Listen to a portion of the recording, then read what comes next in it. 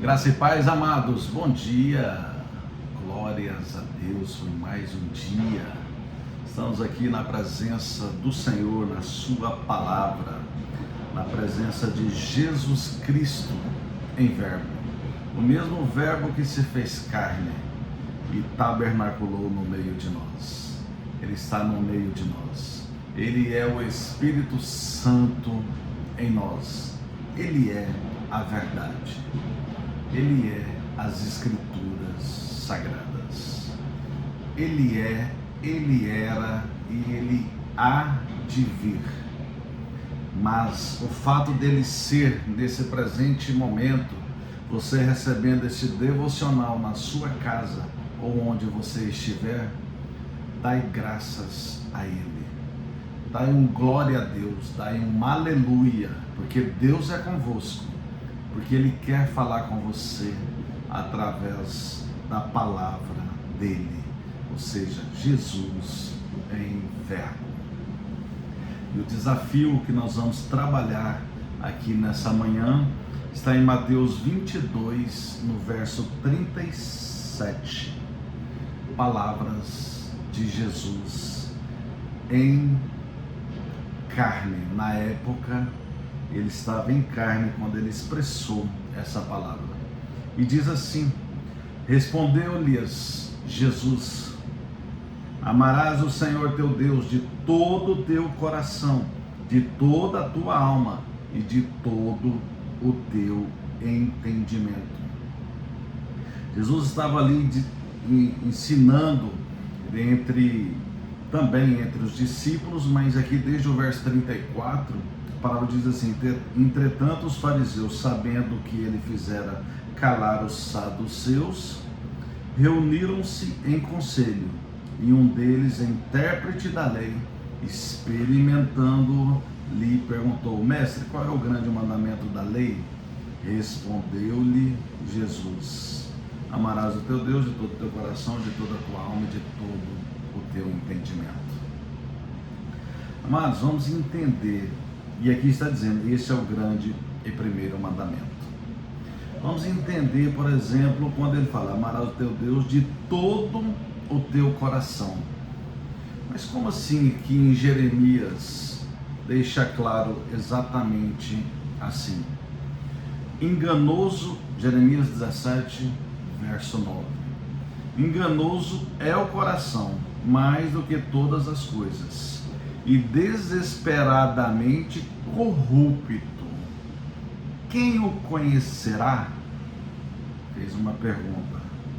E aqui no 10 diz assim: eu, o Senhor, esquadrinho o coração, eu provo os pensamentos, e isto para dar cada um segundo o seu proceder, segundo o fruto das suas ações. Ou seja, ao meu ver, o que mais nos esclarece para que a gente não deixe a natureza, a forma de Adão no nosso coração ser esse proceder, para a gente não fazer assim, não deixar o nosso coração ser enganoso e corrupto, ou desesperadamente corrupto, o que temos que entender, como ele fala: eu esquadrinho o coração, eu provo os pensamentos. Ao meu ver, meus irmãos, podemos ir direto na palavra de Hebreus, que significa aqueles que atravessam o caminho, e obter o descanso nesse esquadrinhamento do coração que o Senhor oferece para a minha vida e para a tua vida. Para a tua vida nesta manhã, na direção do Espírito Santo em mim, Hebreus 4, no verso 11, deixa bem claro: esforcemo-nos, pois, por entrar naquele descanso, a fim de que ninguém caia segundo o mesmo exemplo de desobediência. Aí no 12 ele diz: porque a palavra de Deus é viva e eficaz, e é mais cortante do que qualquer espada de dois gumes, e ela penetra ao ponto de dividir a alma e espírito, juntas e medulas. Após ela fazer tudo isso, a palavra ser esse descanso, a palavra trabalhar como espada de dois gumes, ela dividindo aqui, como está escrito, a alma, que é a nossa psique, a alma, que é o centro das nossas emoções, que certamente nosso coração, sendo esquadrinhado pelo Senhor, pela eficácia da palavra, ela fará com que ela seja apta para discernir os pensamentos e o propósito do coração. Essa semana eu falei para vocês, e logicamente para mim, que o primeiro a aprender aqui sou eu, que Adão é como se fosse uma forma amassada, uma forma defeituosa, e nós viemos nesta raiz genealógica, a natureza de Adão. Nós nascemos nesse mundo, inseridos neste mundo desta forma, com essa natureza, com esse coração enganoso que Jeremias deixa claro aqui. Esse coração que o Senhor permite o esquadrinhamento dele, para que ele nos prove, assim como eu trago para vocês aqui constantemente, que eu sou um homem que comecei a transformação da minha vida desde ali os meus 33 anos, quando eu entendi que a palavra de Deus é um manual de vida. Quando eu entendi que eu precisava confessar Jesus como meu único, como meu Senhor, e único e suficiente Salvador. Quando eu entendi que eu precisava me batizar. Quando eu entendi que eu preciso avançar em graça e em conhecimento, para não fazer assim como está escrito em Oséias 4:6. Mas primeiro eu vou fechar o tópico do coração, onde o Senhor nos ensinou: amarás o Senhor teu Deus de todo o teu coração. Assim como eu expressei em Jeremias, diz que o coração é enganoso, o Senhor faz todo esse processo, mas Ele nos dá a boa notícia, que a palavra dEle faz essa eficácia e vai discernir, ela é apta para discernir os pensamentos e o propósito do nosso coração. Ou seja, é a palavra de Deus, é viver o que está escrito. Viver o que está escrito verdadeiramente, na essência de Cristo. Não você tornar um religioso ao exemplo dos fariseus ou dos saduceus, onde Jesus respondeu inclusive a um deles que era intérprete desta lei. Porque se a gente ficar preso na lei da aliança antiga, nós temos que compreender que este plano deu errado, entre aspas. Tudo está no controle do Senhor. A soberania dele eu não deixo de fora. Por isso que quando eu falo que deu errado, no sentido, para nossa compreensão, o que deu certo foi o último Adão, que veio com a forma perfeita. Perfeito ao ponto da palavra dele ser ele mesmo, trazendo a eficácia em nós e dando esse descanso e trabalhando o nosso coração, e o nosso coração ser esquadrinhado por Deus através da palavra. Eu e vocês vivendo o que está escrito. Amém? Glória a Deus. E vamos agora, quando fala de toda a tua alma. Falar sobre a alma, a própria palavra de Hebreus que eu acabei de ler, falando que a palavra de Deus é viva e eficaz, e nessa espada ela divide a alma e o espírito.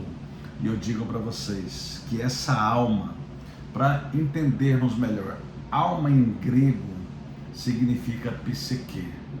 E a psique que nós falamos aqui, a psicologia, a ciência das emoções trata cada um, psicólogo, todo mundo, acho que todo mundo já ouviu este nome, psique humana, ou seja, a nossa mente, ou seja, a alma, ela supostamente é a nossa mente. Eu digo supostamente porque pode ter várias outras visões, mas eu creio, eu não deixo de acreditar, mediante as Escrituras, sendo fidedigno à palavra para não cometer nenhuma heresia, que a alma, na verdade, é a nossa psique humana, é a nossa mente.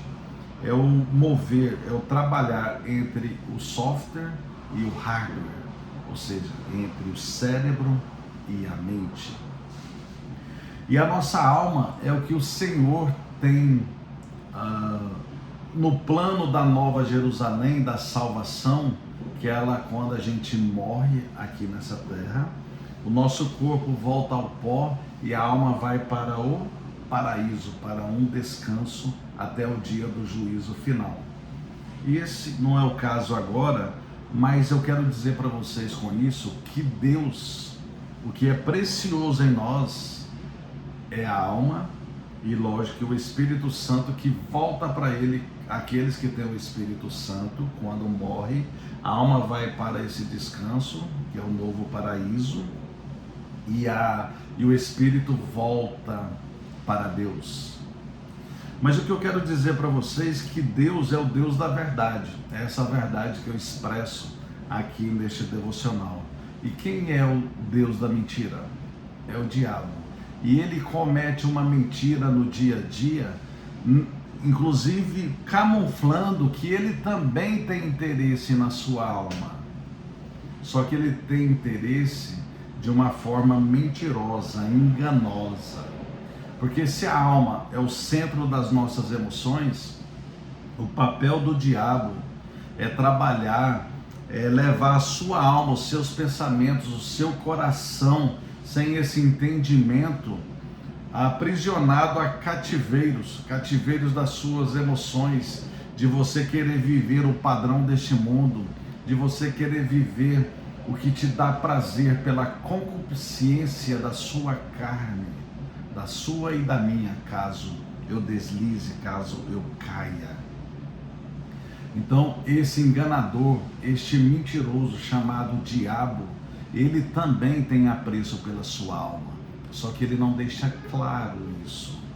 Quando ele coloca na sua mente, que é a sua psique humana, que é bonito, o padrão deste mundo, que é bonito você aprovar coisas que o Senhor reprova aqui nessa terra, e você por aí talvez até expressando o padrão deste mundo, a alegria das pessoas em alimentar esta carne. Romanos 1:32 diz que estão mortos para Deus, não só os que praticam as imoralidades ali relatadas no decorrer de todo o capítulo até o verso 31, e ali ele vai dizer que estão mortos para Deus, não só os que praticam tais coisas, mas também os que aprovam. E é isso que o diabo faz, ele pega a sua alma e faz você, inclusive, aprovar conduta dos seus, conduta daqueles que estão perto de você. De repente você está dando até risada, de repente você está até testificando que o agir do outro, pelo o fazer enganoso do coração, pelo enganoso Satanás, que trabalha a alma das pessoas, que leva as pessoas no padrão deste mundo, que as pessoas acham bonito. Filhos serem namoradores, com todo respeito ao meu pai achava isso bonito em mim. Mas, meus irmãos, hoje o que eu quero para os meus filhos é que eles vivam esse evangelho que eu aprendi de um tempo para cá. É viver essa compreensão deste coração, dessa alma trabalhada, desse entendimento, deste conhecimento e dessa sabedoria espiritual que nos leva a descansos e não a cansaços emocionais, a não cansaços aliançados a esses deuses que Satanás, ele levou a terceira parte dos anjos, e tem vários demônios por aí querendo pegar a minha vida, a tua vida, a minha alma, a alma dos teus filhos, e você está aí aprovando, às vezes você está aí aprovando sobre os seus filhos, viver essa alma aprisionada a Satanás, dando este cansaço e não descanso.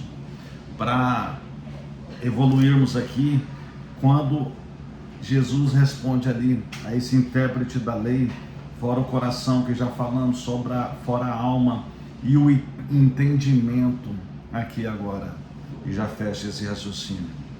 O que é entendimento? Entendimento é a capacidade de captar o sentido de algo, é a inteligência, trata-se de você compreender as ideias. Este é o entendimento, que é diferente do conhecimento. O entendimento é a compreensão e o conhecimento, é o acúmulo. O conhecimento é quando você acumula informações, fatos e dados que você memoriza.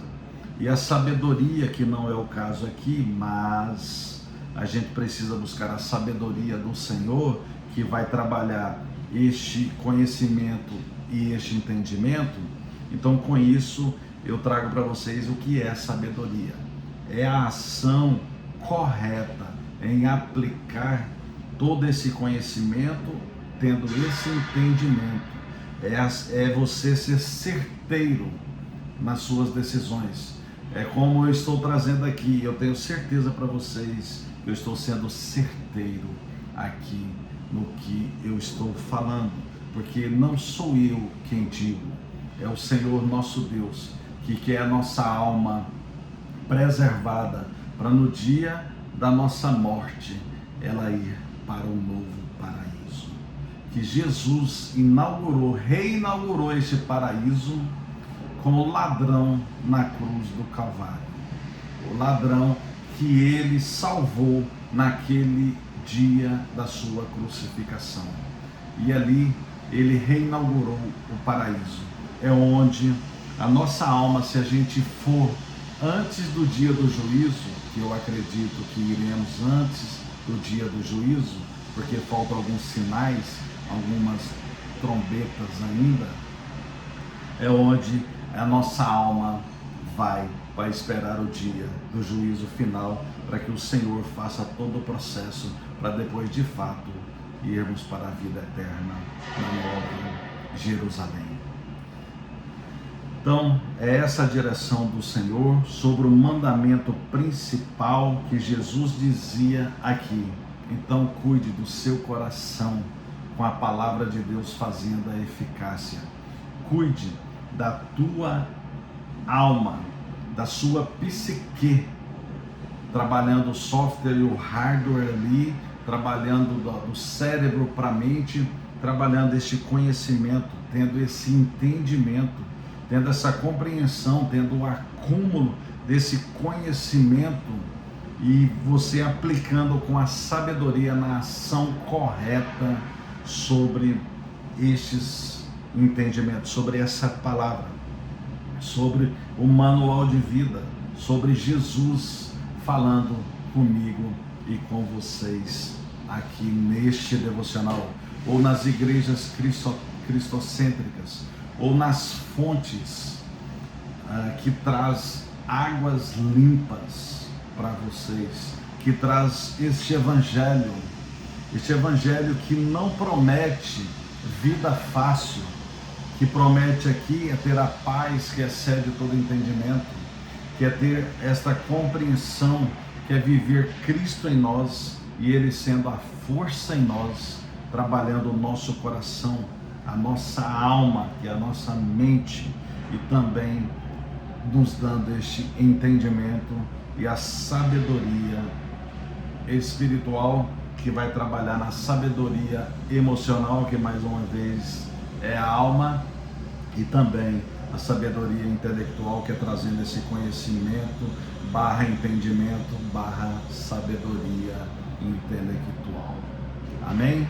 Glória a Deus, muito feliz por poder estudar a palavra de Deus, trazendo para mim essa transformação, mas também aproveitem a oportunidade que Deus está dando a você que está recebendo conteúdos como este, para você pensar, repensar a sua vida, se você não precisa dessa palavra, a palavra de Deus, a transformação de Deus na sua vida, para que você tenha descansos.